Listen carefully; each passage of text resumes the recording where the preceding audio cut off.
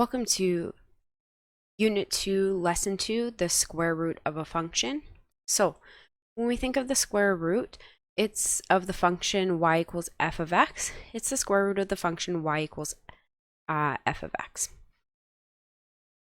Y equals the square root of f of x is defined only for f of x is greater than 0. For example, the root of 25 is positive 5 and not the root of 25 is equal to positive or negative 25, because we can't take the square root of a negative number. So we're going to be doing a couple things with these graphs.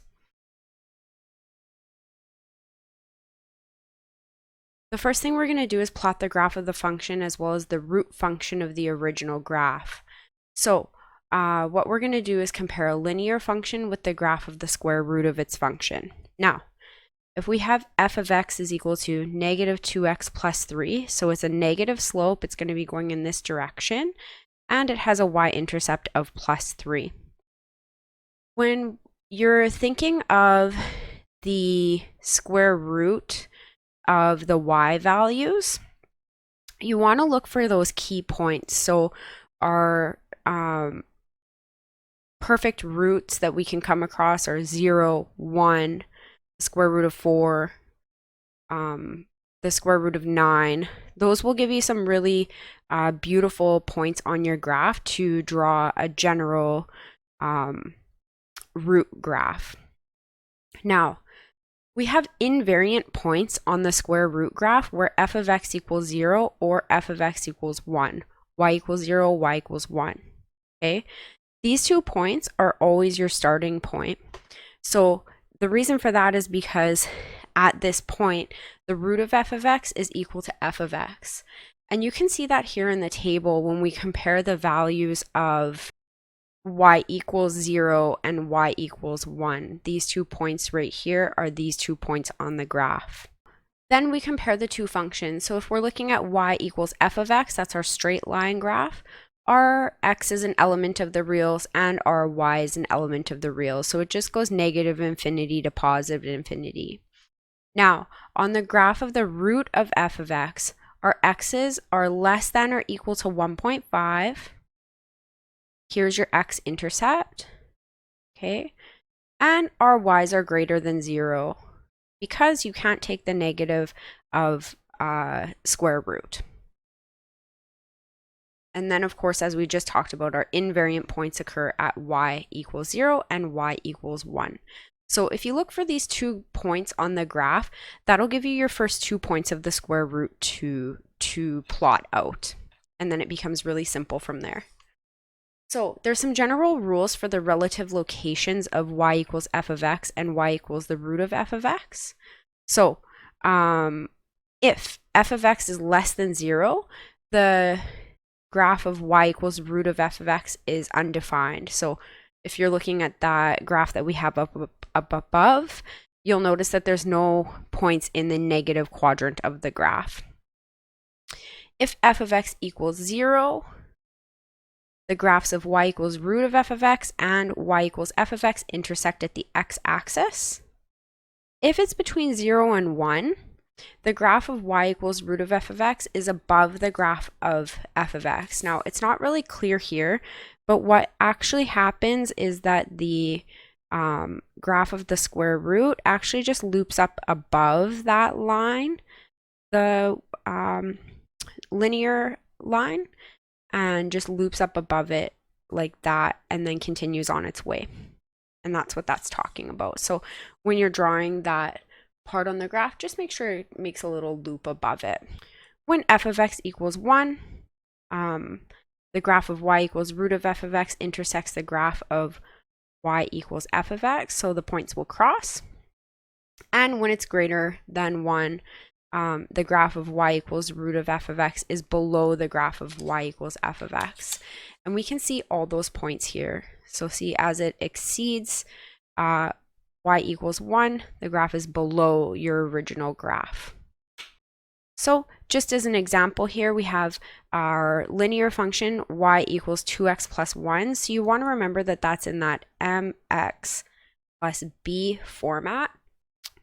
Now we have our original function f of x, and our root function is going to be y equals the root of f of x, or y equals the root of 2x plus 1, which is just the original function that we had. So when you're creating your mapping points, it's really simple. Your x values are going to stay exactly the same. Your y values are going to become the square root of y. Here I've listed some image points that you can refer to. Notice that the first 2 points are invariant points. Okay. And this is what I was talking about, where the value of that root graph just loops up above the line and then carries on its way. If you just find the first 3 points and then generalize the graph after that, it's typically going to be enough. So you'll have your 0 point, your 1 point, and then you can look for where y equals 9. The square root of that becomes 3, and you just line it up right on your x coordinate. So a simple way to plot 3 points and then just carry on your way. Now sometimes you'll just be provided the graph. You won't necessarily be given the y equals mx plus b format, but you can definitely figure that out just by doing rise over run and finding your y-intercept. So our y-intercept is here at 6, and then it's up 3 over 1. So that's your slope of 3 right there. So we just do the exact same thing. We find the points where the graph has its invariant points, 0 and 1 for y.